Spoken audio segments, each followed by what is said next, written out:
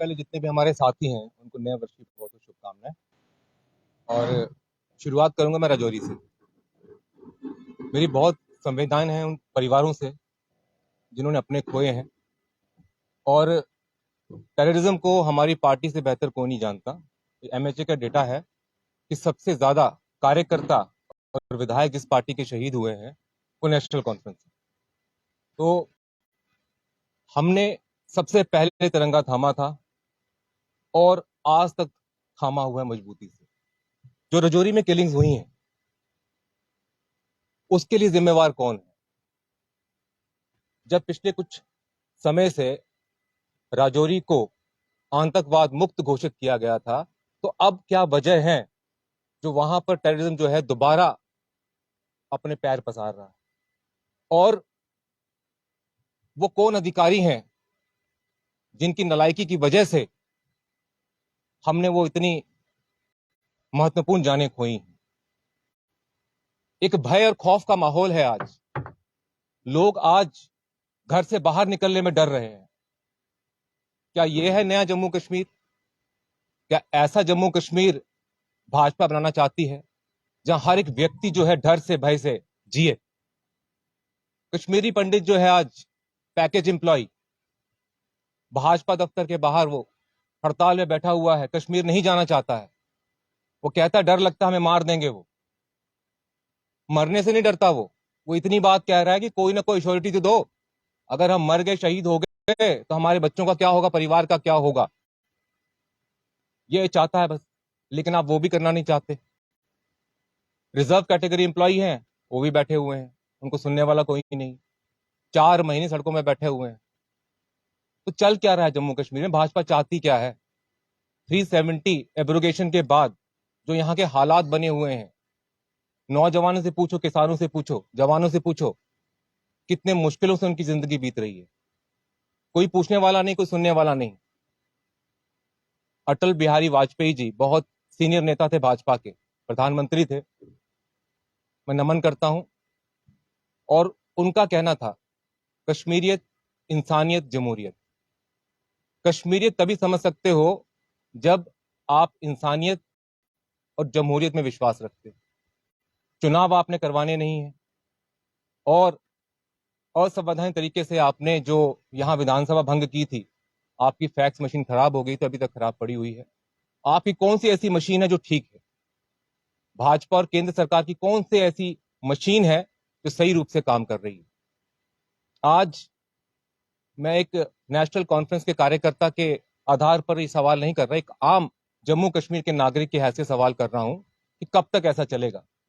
कब तक यहां पर लोग जो हैं जिल्लत की जिंदगी जीते रहेंगे, सड़कों पर, हड़तालों पे?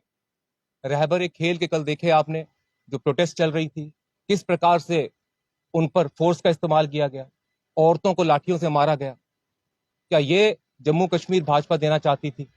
इसके लिए उन्होंने डोगरों को बरगलाकर यहां पर कई सपने दिखाए थे। और शायद आप लोगों को पता होगा, 2 दिन पहले केंद्र सरकार एक कमेटी बनाती है, MOS home union, home minister for home union. वो इस कमेटी के अध्यक्ष हैं जो लद्दाख के लैंड और जॉब्स जो है वो प्रोटेक्ट करेंगे। जितने भी वहां पर पॉलिटिकल पार्टीज हैं, सोशल लीडर्स हैं, रिलीजियस लीडर्स हैं, उसके पार्ट मेंबर्स हैं, उसके एलजी साहब उसके मेंबर्स हैं। क्या जम्मू के लोग, कश्मीर के लोग, उनके लिए लैंड और जॉब जरूरी नहीं है? क्या इसका जवाब भाजपा के पास है? मैं आप लोगों के माध्यम से भाजपा हाईकमान से सवाल करता हूं कि कौन सा जम्मू कश्मीर आप लोगों ने बना दिया हुआ? आप क्यों यहां पर चुनाव नहीं करवा रहे हैं? डिलिमिटेशन अपनी मर्जी से करवाते हैं आप, हर चीज अपनी मर्जी से करवाते हैं, उसके बाद भी आप लोग डर रहे हैं। उसके बाद भी आप लोग कह रहे हैं नहीं, पहले पंचायत के चुनाव करवाएंगे, फिर विधानसभा चुनाव करवाएंगे। तो ऐसा क्या डर आपको सता रहा है कि जो आप चुनाव से दूर भाग रहे हैं? क्यों आप डर रहे हैं? मैं यहां से, इस मन से आपको चुनौती देता हूं कि भाजपा को इस बार हम लखनपुर के पार छोड़ के आएंगे। ये मैं नहीं कह रहा, ये जम्मू का आम नागरिक कह रहा है। डॉक्टर साहब की बात को आगे बढ़ाते हुए मैं दो बातें आपके सामने रखना चाहूँगा। सबसे पहले, जैसे हम सब जानते हैं कि सिक्योरिटी के एतबार से जम्मू कश्मीर एक डिस्टर्ब स्टेट है। आए दिन कुछ ना कुछ सुनने को मिलता है। पहले तो सिर्फ कश्मीर से ही खबरें आती थी, मगर अब ऐसा लगता है कि जम्मू भी महफूज नहीं है। एक तरफ से गवर्नमेंट ऑफ इंडिया और एलजी एडमिनिस्ट्रेशन के टॉल क्लेम्स, एक तरफ से ऐसा नैरेटिव बिल्ड किया जा रहा है कि पोस्ट अगस्त 2019 जब आर्टिकल 370 को एब्रोगेट किया, हालात यहाँ पे नॉर्मलसी आ चुकी है, हालात यहाँ सामान्य है। एक तरफ से टारगेटेड किलिंग्स का जो दौर चलता जा रहा है, जिन कश्मीरी भाइयों को नेशनल कॉन्फ्रेंस ने under PM prime minister package Kashmir में पहुंचाने का, ले जाने का काम किया, आज वही कश्मीरी भाई जो हैं अपने रीलोकेशन के लिए पिछले 8 महीनों से सड़कों पे। एक तरफ से टारगेटेड किलिंग्स का ये दौर चल रहा है और दूसरी तरफ से एलजी एडमिनिस्ट्रेशन और गवर्नमेंट ऑफ इंडिया जो है ये कह रही है कि जम्मू कश्मीर के हालात सामान्य है। मैं उन्हें ये कह देना चाहता हूं कि प्रॉब्लम से दूर भागने से प्रॉब्लम का समाधान नहीं निकलता है। आपको प्रॉब्लम एड्रेस करनी होगी, आपको रूट कॉज जानना होगा कि यहाँ हालात अगर आज तक खराब हैं, अगर आप हालात ठीक नहीं कर पा रहे तो इसकी प्रॉब्लम जो है वो कहाँ लाई करती है। इसके रूट कॉज तक जाइए और इस प्रॉब्लम को एड्रेस कीजिए। क्या शायद आपकी कोई पॉलिसी जो जम्मू कश्मीर को लेके है, उस पॉलिसी में कोई ऐसी कमी है जिससे जम्मू कश्मीर बेहतर नहीं हो रहा, जिसमें जम्मू कश्मीर के हालात जो है सामान्य नहीं हो पा रहे। दूसरी बात जो मैं यहां करना चाहूंगा और जो बहुत बड़ी बात है, जैसे डॉक्टर साहब ने भी कहा, it's been 4.5 years that Jammu and Kashmir is without an elected government, and the government of any day, elected government of any day is better than this pathetic government bureaucratic setup. आज जो bureaucracy का निजाम है जम्मू कश्मीर में पिछले 4-4.5 साल से, आखिर कब तक आप जम्मू कश्मीर को, जम्मू कश्मीर की आवाम को जमहूरी निजाम से दूर रखेंगे? आखिर कब तक लोगों की आवाज को दबाया जाएगा? जब डेमोक्रेसी में लोगों की राय सुनी जाती है और उस राय पे अमल होता है, ना कि सरकार की तरफ से अपनी राय लोगों पे थोपी जाए। मैं ये कहना चाहूंगा कि एलजी साहब एक पॉलिटिकल बैकग्राउंड से हैं, उन्हें ये जानना होगा कि आज 4 सालों में तो आपने जम्मू कश्मीर को सिर्फ लाठीचार्ज, स्कैम्स, यहाँ पे अनएम्प्लॉयमेंट, लोगों को क्या दिया? इन 4 सालों में जम्मू कश्मीर ने सिर्फ खोया है। और ये कैसा प्रेसिडेंट आप सेट कर रहे हैं? हमारे बुजुर्गों ने हमें ये ऐसा जम्मू कश्मीर नहीं दिया था जैसा जम्मू कश्मीर आप हमारी आने वाली नस्लों के लिए बना रहे हैं। मेरी ये गुजारिश है आपसे। और एलजी साहब, जैसे मैंने पहले भी कहा कि पॉलिटिकल बैकग्राउंड से हैं, वो समझते हैं कि एक ऑटोक्रेसी में और डेमोक्रेसी में क्या फर्क होता है। ऑटोक्रेसी और डेमोक्रेसी का फर्क समझिए और जम्मू कश्मीर में डेमोक्रेसी को रिस्टोर कीजिए, वरना हम अपने आने वाली नस्लों को जो है सही जवाब नहीं दे पाएंगे। डॉक्टर साहब कंटिन्यू करें। राजौरी किलिंग्स में एक बात मैं जानना चाहूंगा, आप लोगों के माध्यम से प्रश्न करना चाहूंगा। कुछ दिनों पहले हमें बताया गया कि आर्मी के पोर्टर्स थे, उनको किसी ने गोली से मारा, और मारने वाले उस समय खबर आ रही थी, जो पंचायत के नुमाइंदे थे, जो लोकल लोग कह रहे थे कि शायद उसमें इंडियन आर्मी इन्वॉल्व थी। लेकिन कुछ दिनों के बाद वो कहते नहीं, it was act of terror. और अभी जो किलिंग्स हुई हैं वो भी एक्ट ऑफ टेरर। लेकिन जो पहला परिवार था, जो आर्मी के पोर्टर्स थे, उनको 5 लाख का मुआवजा, और जो अब मरे हैं उनको 10 लाख का मुआवजा। ये ऐसा भेदभाव क्यों? एक परिवार को 5 लाख रुपए और एक परिवार को 10 लाख रुपए। शायद वो परिवार दलित थे इसलिए 5 लाख रुपए।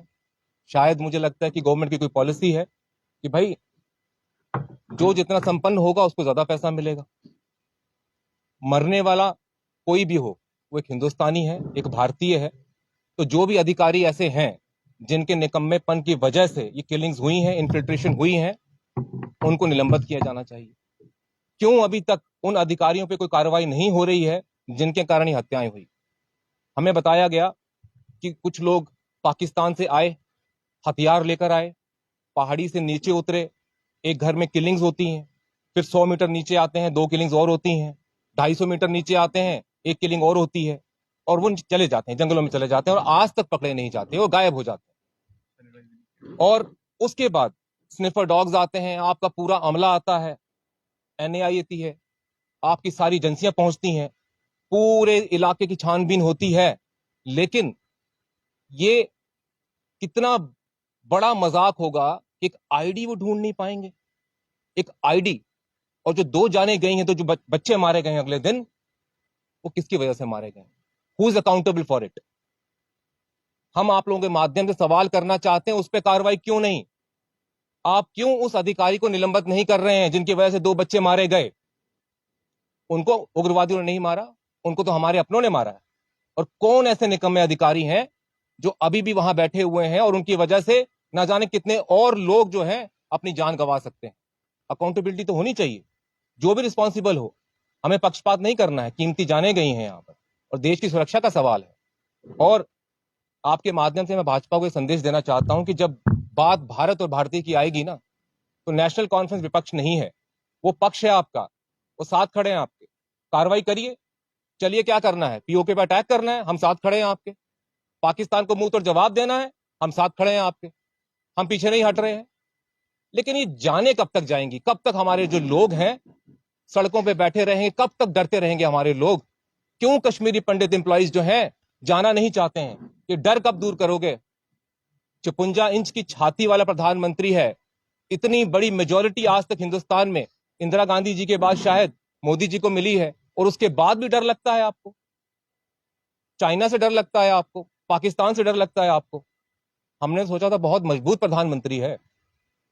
ठीक है भाई, अगर कांग्रेस या नेशनल कॉन्फ्रेंस ने अच्छा काम नहीं किया तो लोगों ने बाहर बिठाया, हम मानते हैं हमसे गलतियां हुई होंगी, तभी जनता ने हमें कहा, आपको तो मौका दिया है, मैंडेट मिला आपको, करिए। कब तक यहां पर लोग जो हैं आतंकवाद की भेंट चढ़ते रहेंगे? ये डर दूर करिए जी, इस डर से जम्मू कश्मीर को आजादी दिलवाइए। आप सवाल उठा रहे हैं, पर आप एडमिनिस्ट्रेशन पर सवाल उठा रहे हैं, बिल्कुल आपके सवाल जो है वो जायज है, जाने के लिए। लेकिन अगर नेशनल कॉन्फ्रेंस की बात करें तो जम्मू के जो ठेकेदार हैं वो तो इस जो कांड हुआ इस पर सामने नहीं आए, किसी का कोई बयान नहीं आया, सब लोग अपने घरों में घुस गए। नेशनल कॉन्फ्रेंस की बात करें तो क्या नेशनल कॉन्फ्रेंस के पास इतने कार्यकर्ता जम्मू में मौजूद नहीं है, या फिर नेशनल कॉन्फ्रेंस के जो नेता थे वो घर में से कम एक कैंडल मार्च को निकाल दिया जाता जम्मू में, सहानुभूति दी जाती उन परिवारों को जिन्होंने अपने खोए हैं, लेकिन नेशनल कॉन्फ्रेंस के जो नेता और लोग थे वो भी अंदर रहे, इस पर क्या कहना चाहिए? शायद थोड़ी जानकारी कम है आपकी।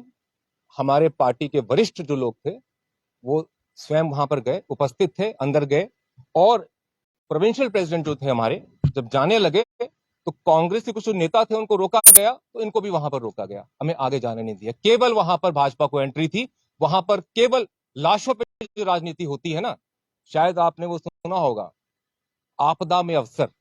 आपदा में अवसर कौन ढूंढता है? आपको अच्छे से पता है कौन सी पार्टी है, कौन सा ऐसा दल है जो आपदा में अवसर ढूंढता है, और हम लाशों पे सियासत नहीं करते। आज हम आवाज उठा रहे हैं, खुले मंच पे आवाज उठा रहे हैं, और नेशनल कॉन्फ्रेंस एक ऐसी पार्टी है जो आतंकवाद को बहुत करीब से जानती है। सबसे शहादत जो है वो नेशनल कॉन्फ्रेंस में सबसे पहले झंडा पकड़ा था, और आज तक झंडा मजबूती से पकड़ा हुआ। और सवाल कोई?